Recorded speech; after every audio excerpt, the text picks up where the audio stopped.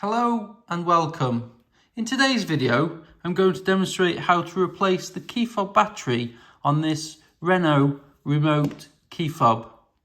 What we need to do is remove this cover, or some people call it the emergency key fob blade, so we can gain access to the battery, like so. Now we just gently remove the battery from its housing.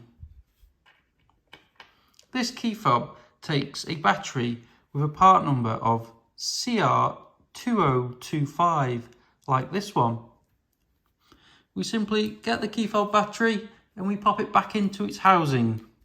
Make sure that the writing on the battery is facing towards you, in line with the buttons on the remote fob, just so you know it's in its correct location.